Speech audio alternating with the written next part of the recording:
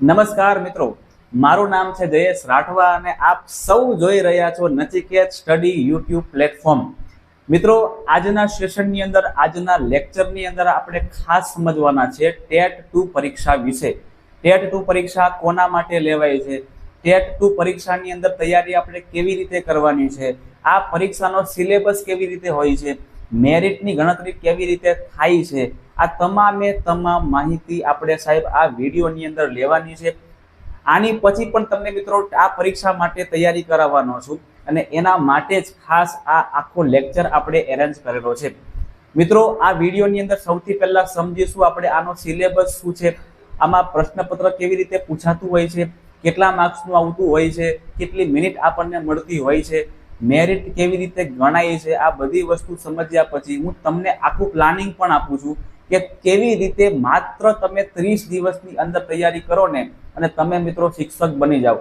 અને માત્ર 30 દિવસ, વધારે નહીં, માત્ર 30 દિવસ તમે જો પરફેક્ટલી પ્લાનિંગ સાથે ભણી લો, તમે પરફેક્ટલી પ્લાનિંગ સાથે પુનરાવર્તન કરી લો, પરફેક્ટલી પ્લાનિંગ સાથે તમે દરેક કોન્સેપ્ટને ક્લિયર કરી લો, તો 30 જ દિવસની અંદર તમે આની મિત્રો તૈયારી કરી શકો છો, કોઈ પણ પ્રકારના ક્લાસ લીધા વગર.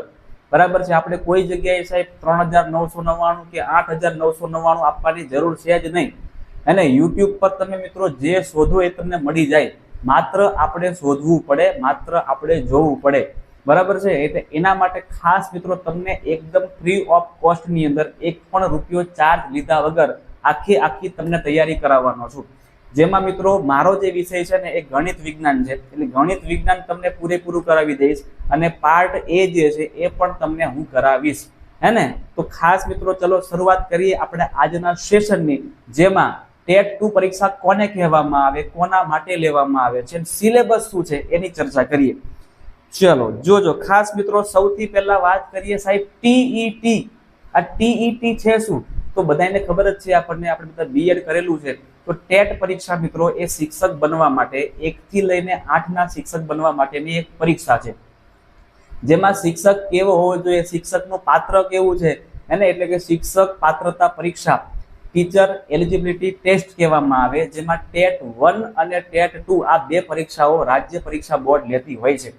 જેમાં મિત્રો ટેટ 1 પરીક્ષા જે છે એ 1 થી 5 ના શિક્ષક બનવા માટે લેવામાં આવતી હોય છે, જ્યારે ટેટ 2 પરીક્ષા એ 6 થી 8 ના શિક્ષક બનવા માટે લેવામાં આવતી હોય છે. 6 થી 8 માં મિત્રો શિક્ષક બનવું છે તો આપણે ટેટ 2 પરીક્ષાને ક્વોલિફાઈ કરવી ખૂબ જરૂરી છે, અને ક્વોલિફાઈ કર્યા પછી આપણે મેરિટમાં પણ આવવું ખૂબ જરૂરી છે.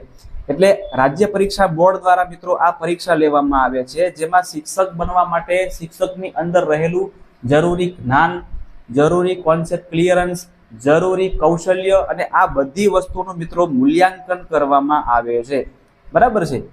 ચલો, હવે આ પરીક્ષા કેટલા માર્ક્સની હોય છે, કેટલા ગુણની લેવામાં આવે છે, કેટલી મિનિટ એના માટે મળે છે, શું નેગેટિવ પોઈન્ટ છે કે નહીં?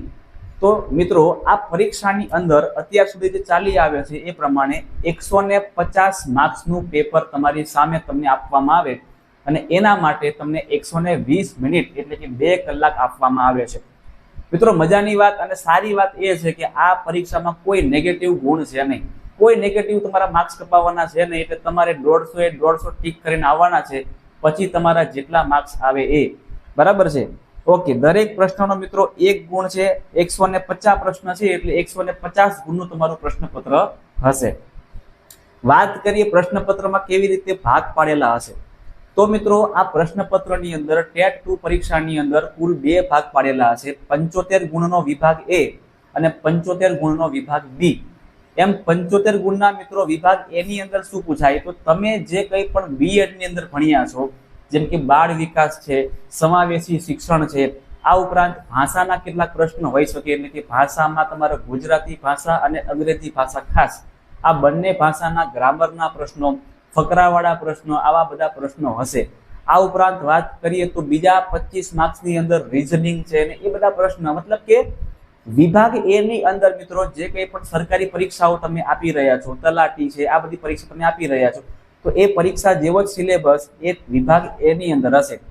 વાત કરીએ વિભાગ બી, વિભાગ બી જે છે એ પણ 75 ગુણનો છે અને આ 75 ગુણના વિભાગની અંદર તમારો જે વિષય છે એ પ્રમાણેના પ્રશ્ન હશે. જો તમે બીએસસી કર્યું હશે તો તમારા પ્રશ્નો ગણિત વિજ્ઞાનના હશે, જો તમે બીએ કર્યું હશે તો તમારા પ્રશ્ન ભાષા વિષયના હશે, અને જો તમે બીકોમ કર્યું છે, જો તમે એમકોમ કર્યું છે, બરાબર મિત્રો, અથવા તો તમે જો સામાજિક વિજ્ઞાન લીધું છે તો સામાજિક વિજ્ઞાનના પ્રશ્ન, એટલે આ 3 વિષયના પ્રશ્ન હશે, ગણિત વિજ્ઞાનના પ્રશ્ન, ભાષાના પ્રશ્ન અને સામાજિક વિજ્ઞાન, આવા 3 વિભાગના પ્રશ્ન હશે. તમે જે કંઈ પણ કોર્સ કર્યો હશે, તમે જે કંઈ પણ ડિગ્રી મેળવી હશે એ પ્રમાણેના પ્રશ્નો એની અંદર તમને જોવા મળશે, હે ને. ચલો, આ પરીક્ષામાં મિત્રો આપણે સફળ થવું છે, પાસ થઈ જવું છે, નોકરી પણ લઈ લેવી છે, બરાબર, શિક્ષક બની જવું છે, તો આપણે શું કરવું પડે? તો સૌથી પહેલા મિત્રો જે કંઈ પણ અભ્યાસક્રમ છે, જે કંઈ પણ સિલેબસ છે એને ધ્યાનથી સૌથી પહેલા જોવાનું કે ભાઈ કયા કયા ટોપિક છે, એટલા જ ટોપિક આપણે કરવાના છે. સિલેબસની બહાર એકેય પ્રશ્ન સાહેબ આવે નહીં, સિલેબસની અંદરથી જ જે કંઈ પણ આવવાનું છે ને એ જ આવે. એટલે સૌથી પહેલા આપણે સંપૂર્ણ અભ્યાસક્રમને જોવાનો છે અને સમજવાનો છે. આયોજનબદ્ધ તૈયારી, ગમે તેમ તૈયારી નથી કરવાની સાહેબ, એને આ વાંચી લઈએ, પેલું વાંચી લઈએ, પેલી બુક્સ લઈ લઈએ, આ યુટ્યુબમાંથી આના વિડીયો જોઈ લઈએ, બધું નોટો બનાવીને બધું ભેગું કરી દઈએ, તો મિત્રો એવી રીતે તૈયારી કરાય નહીં. તૈયારી એકદમ પ્લાનિંગ પૂર્વક હોવી જોઈએ.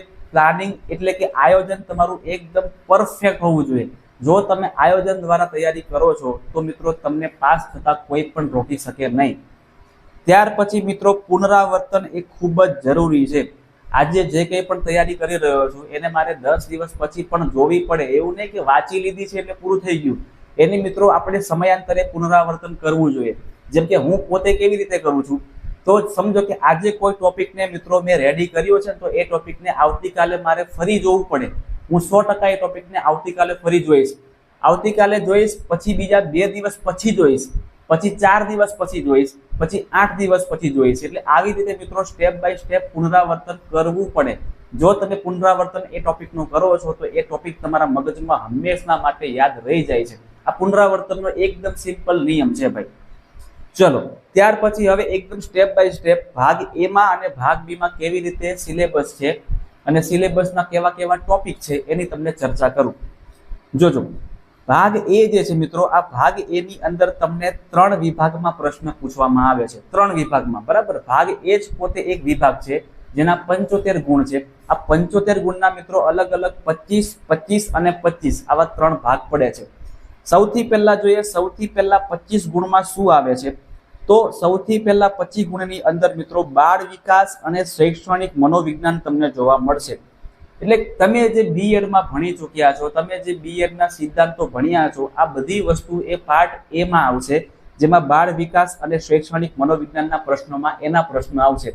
એટલે કયા કયા મનોવૈજ્ઞાનિકે કોની શોધ કરી છે, વિકાસ કોને કહેવામાં આવે, બુદ્ધિ કોને કહેવામાં આવે, વૃદ્ધિ, વિકાસ, એના વચ્ચે તફાવત શું છે, આ બધા તમારા સિદ્ધાંતો જો ક્લિયર હશે ને તો તમે આના પ્રશ્નોના જવાબ પણ ઇઝીલી સોલ્વ કરી શકશો. માત્ર ગોખવાથી ચાલશે નહીં. જે કંઈ પણ ભણ્યા છો એ બધું સમજ્યા હશો તો જ તમે આના પ્રશ્નોના જવાબ આપી શકશો. હા, કેટલાક પ્રશ્નો સાહેબ એવા પણ હશે કે તમે સીધે સીધા આપી શકશો, પણ મિત્રો મારી તમને સલાહ એવી છે કે તમે જે આ ટોપિકોને તૈયાર કરશો ને એ સમજીને કરશો ને તો તમને વધારે મજા આવશે. એટલે કે આની અંદર મિત્રો બાળ વિકાસના 10 પ્રશ્ન હશે, સમાવેશી શિક્ષણના 5 પ્રશ્ન હશે અને અધ્યયન અને શૈક્ષણિક મનોવિજ્ઞાનના 10 પ્રશ્ન હશે. બરાબર. હવે બાળ વિકાસમાં કયા કયા ટોપિક કરવાના છે, સમાવેશી શિક્ષણમાં કયા કયા ટોપિક કરવાના છે, અધ્યયનની અંદર કયા કયા ટોપિક કરવાના છે એ આપણે તમને જણાવીએ.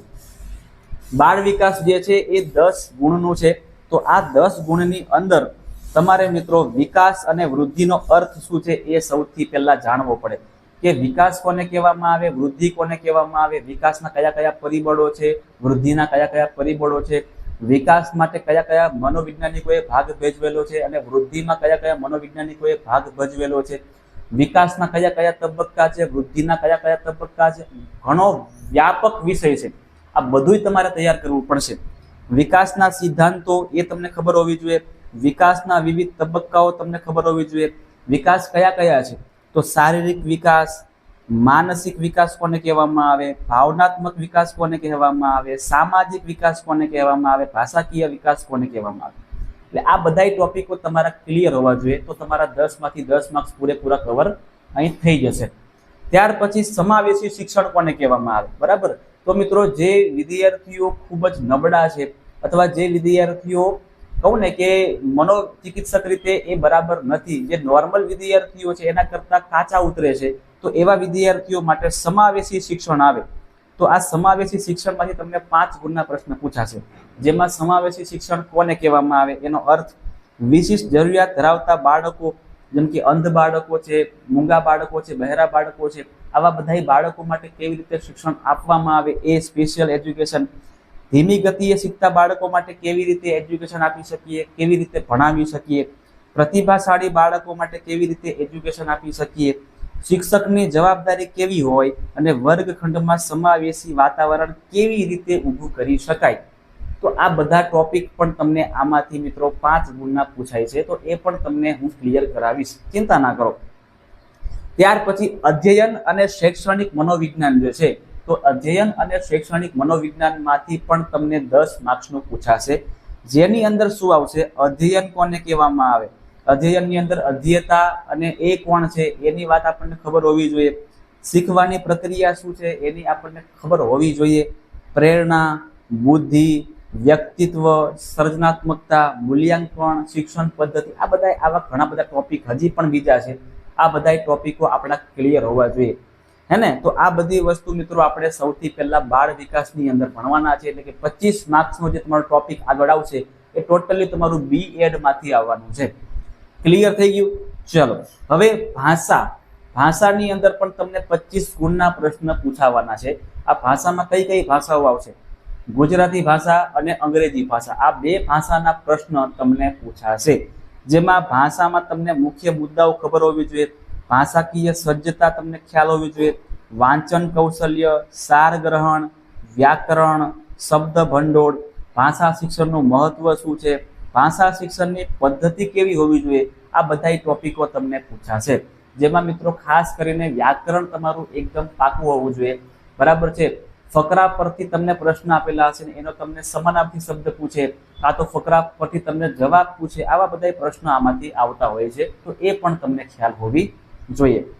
ત્યાર પછી જે છેલ્લા 25 ગુણ છે, એટલે કે જે 75 ગુણમાંથી 25 ગુણ થઈ ગયા બાળ વિકાસના, 25 ગુણ થઈ ગયા ભાષા શિક્ષણના, 25 ગુણ જે છેલ્લા છે એમાં તમને કરંટ અફેર આવે, તમને રીઝનિંગ પૂછાય, આવા તેવા પ્રશ્નો તમને હશે.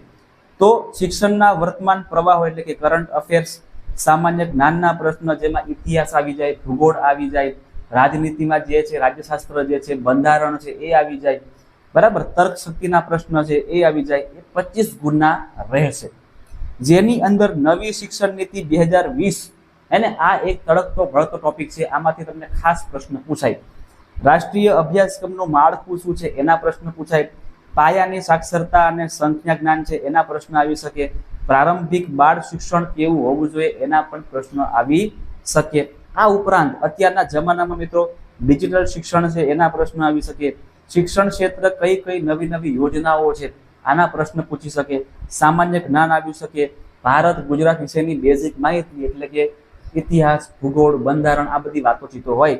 વર્તમાન પ્રવાહો અને છેલ્લે રીઝનિંગના પ્રશ્નો. આ બધી વસ્તુ 25 ગુણની અંદર સમાવવામાં આવે, બરાબર. એટલે ભાગ 1 આપણો 75 ગુણનો છે એ આપણો કવર અહીંયા થઈ ગયો છે. હવે મિત્રો ભાગ બી, વિભાગ બી જે છે 75 ગુણ એ તમારા વિષય પ્રમાણે હશે. તમારો વિષય ગણિત વિજ્ઞાન હશે તો તમે ગણિત વિજ્ઞાનનો પેપર આપશો. તમારો વિષય સામાજિક વિજ્ઞાન હશે તો તમે સામાજિક વિજ્ઞાનનો પેપર આપશો. અને તમારો વિષય જો ભાષા હશે તો તમે ભાષાનું પેપર આપશો. એટલે જે કંઈ પણ ઉમેદવાર છે એના માટે વિભાગ એ તો કોમન રહેશે, પણ વિભાગ બી એ પોતાના વિષય પ્રમાણે રહેશે. વિષય કેવી રીતે? તો કે તમે ભાઈ બીકોમ કર્યું હશે, તમે બીએસસી કર્યું હશે કે તમે બીએ કર્યું હશે, તો એના હિસાબે તમે આ બધા જે વિષય છે એ સિલેક્ટ કરી શકશો. ચલો, તમને આમાંથી શું ખબર હોવી જોઈએ તો તમે ઇઝીલી મિત્રો આ પરીક્ષા પાસ કરી શકો? તો તમને વિષયનું જ્ઞાન બરાબર હોવું જોઈએ. ધારો કે મારો વિષય ગણિત વિજ્ઞાન છે અને મને છેદ ઉડાવતા જ નથી આવડતું, બરાબર, તો મારું વિષયનું જ્ઞાન કાચું કહેવાય, પાકું ન કહેવાય. હા, એને આપણે આગળ જતા ક્લિયર કરી શકીએ, પણ એના માટે પછી ઘણી બધી મહેનત જોઈએ, બરાબર. એટલે કે વિષયનું જ્ઞાન આપણને ખબર હોવી જોઈએ. જો મારો વિષય સામાજિક વિજ્ઞાન છે અને મને પ્લાસીનું યુદ્ધ ક્યારે થયું એ જ ખબર ના હોય તો પછી આના માટે મિત્રો મારે ઘણી બધી મહેનત કરવી પડે, ચોખ્ખી વસ્તુ છે. એની મૂળભૂત સમજ પણ મને હોવી જોઈએ, શિક્ષણ પદ્ધતિ કેવી છે એ પણ મને ખબર હોવી જોઈએ, પ્રયોગાત્મક સમજ હોવી જોઈએ અને વિષયને શીખવાની રીત પણ મને ખબર હોવી જોઈએ. આટલા પોઈન્ટ જો મારા મગજમાં ક્લિયર થઈ ગયા હોય તો મેં ઇઝીલી મારા વિષયને પાકો કરી શકું. એટલા માટે સૌથી પહેલા તમારે આ બધા મુદ્દાને ખાસ ધ્યાનમાં રાખવાના છે. ચાલો, હવે તૈયારી કેવી રીતે આપણે કરવી, સૌથી મેન પ્રશ્ન કે તૈયારી કેવી રીતે કરીએ કે જેના કારણે આપણે ઇઝીલી આમાં મિત્રો સફળતા મેળવી શકીએ, સારામાં સારા ગુણ મેળવી શકીએ. ખાલી પાસ થવાથી કઈ થવાનું છે નહીં. બરાબર મિત્રો, જે એસટી એસસી ઓબીસી અને જે એસટી એસસી માટે જે ઉમેદવારો છે એના માટે ખાસ મિત્રો 82 માર્ક્સે પાસ થઈ જવાય છે અને જનરલ ઉમેદવારો છે એના માટે 90 માર્ક્સે પાસ છે. પણ પાસ થવાથી કંઈ થવાનું નથી. મારી વાત ખાસ ધ્યાનમાં લેજો સાહેબ, પાસ થવાથી કંઈ થશે નહીં. આપણે આ પરીક્ષા પાસ કરીને શિક્ષક બનવા માટે મેરિટમાં આવવું જરૂરી છે અને મેરિટમાં આવવા માટે વધારેમાં વધારે ગુણ મેળવીએ ને એવો જ પ્રયત્ન કરવાનો છે. બરાબર, આપણું લક્ષ્ય મિત્રો 120 130 માર્ક્સ ઉપર લાવવાનું જ હોવું જોઈએ 150 ની જે પરીક્ષા છે એમાંથી. તો એના માટે આપણે તૈયારી કેવી રીતે કરવાની છે? તો મિત્રો સૌથી પહેલા તો આપણે અભ્યાસક્રમને જબરજસ્ત રીતે સમજવાનો છે અને વાંચવાનો છે. અભ્યાસક્રમની બહાર કઈ જવાનું છે જ નહીં. કોઈ પણ સરકારી પરીક્ષા છે તો કોઈ પણ સરકારી પરીક્ષામાં મિત્રો પાસ થવા માટે આપણે શું કરવું પડે? તો શું પૂછાવાનું છે ને એના કરતા શું નથી પૂછાવાનું એના પર વધારે ફોકસ હોવું જોઈએ. એને કરવાનું જ નથી એટલે એનું આપણે ખાસ ધ્યાન રાખવાનું છે. સમયપત્રક નિયમિતપણે બનાવવાનો છે કે ભાઈ આજે આ ટોપિક વાંચવાનો છે, આજે આ ટોપિક ક્લિયર કરવાનો છે, આવતીકાલે આનું પુનરાવર્તન કરવાનું છે. તો આ બધી વસ્તુ, આ આખું જે સમયપત્રક છે, શિડ્યુલ તમારે બનાવવું પડે. 30 દિવસ તમને કહું છું મિત્રો, 30 દિવસ ઇનફ છે. દરરોજ આપણે 6 થી 8 ના પાઠ્યપુસ્તકો જે છે એ વાંચવાના છે. ટેટ 2 પરીક્ષા શાના માટે? તો કે 6 થી 8 માટે છે. તો 6 થી લઈને 8 ના પાઠ્યપુસ્તકો જે કંઈ પણ છે એ તમારા ક્લિયર હોવા જોઈએ. આ ઉપરાંત થોડું ઘણું તમને 9 અને 10 નું પણ ખબર હોવી જોઈએ. અગાઉના વર્ષોના પ્રશ્નપત્રોને પણ ઉકેલવાના છે આપણે. અગાઉ જે કંઈ પણ 4-5 વર્ષમાં પ્રશ્નપત્ર ટેટ 2 ના છે એ તો આપણને ખબર હોવી જોઈએ અને એના બધા પ્રશ્નોને સૌથી પહેલા આપણે સોલ્વ કરી દેવાના છે.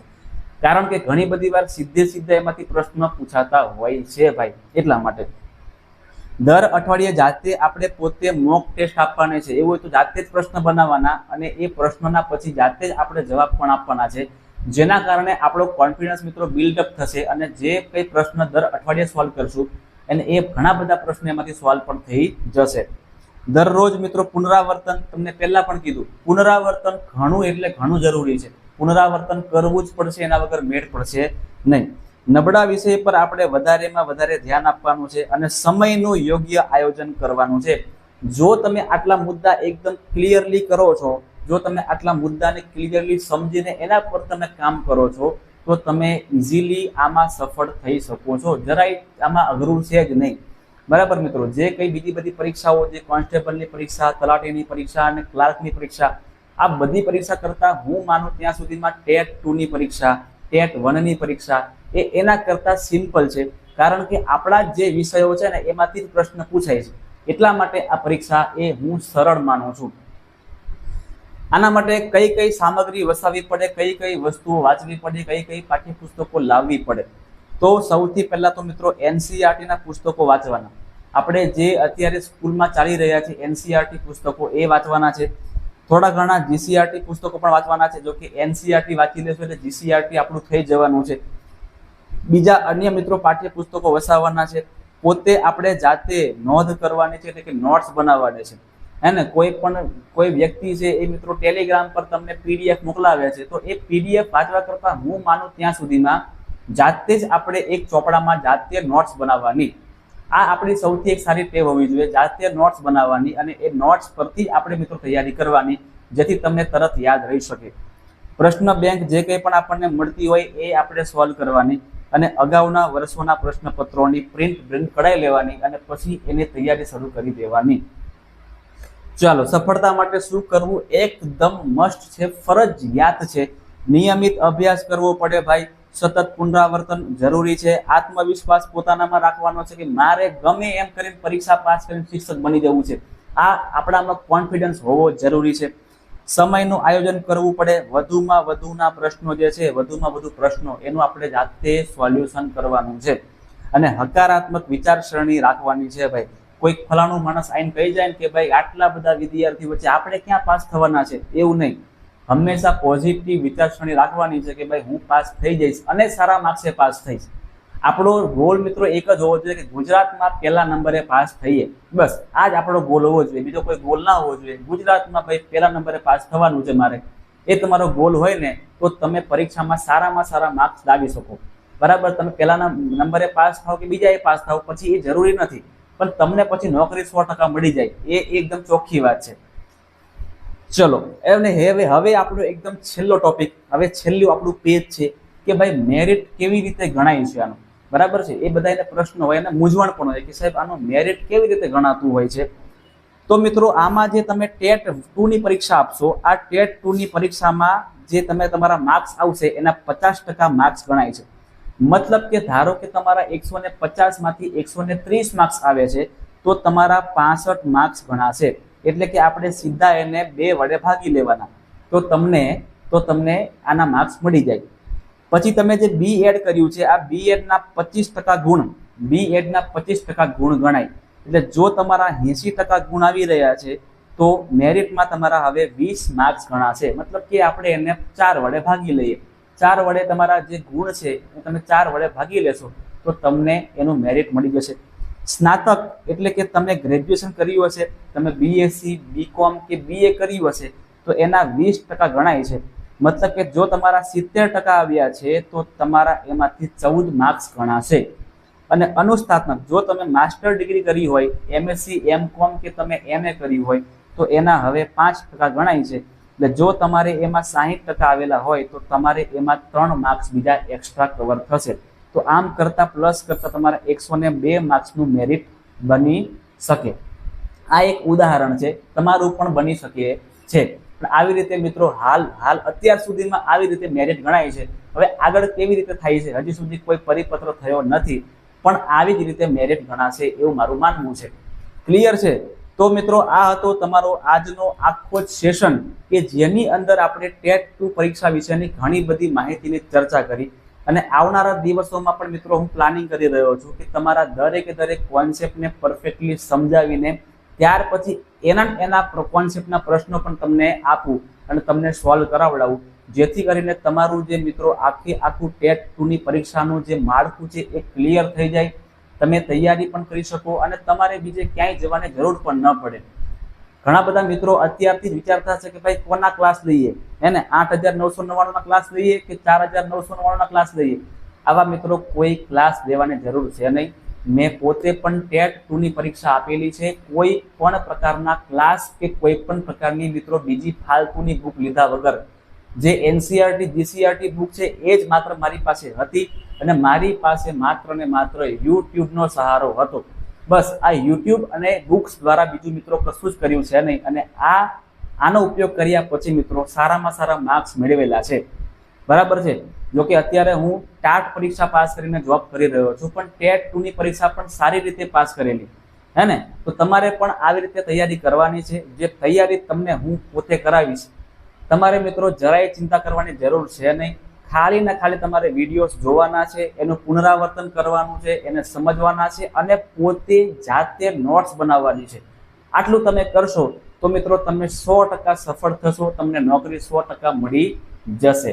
તો આ હતો આપણો આજનો લેક્ચર. આશા કરું છું કે બધાને આ લેક્ચર ખૂબ ગમ્યો હશે, આમાંથી તમને ઘણી બધી માહિતી પણ મળી હશે અને આગળ પણ તમે મિત્રો પ્લાનિંગ કરી શકો એના માટે તમને થોડી ઘણી આઈડિયા પણ આવી ગઈ હશે.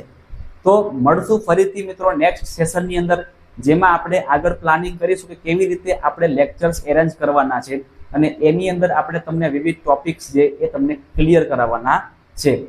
ફરી તમને જણાવી દઉં કે પાર્ટ એ બધા માટે કોમન છે, જે તમને હું પોતે કરાવીશ, અને પાર્ટ બી માં મારો જે વિષય છે ગણિત વિજ્ઞાન એ હું તમને કરાવીશ. એટલે ગણિત વિજ્ઞાનના જે કંઈ પણ મિત્રો છે એમને મિત્રો ટોટલ બધું 150 માર્ક્સનું બધું કન્ટેન્ટ તમને અહીંથી મળી જશે.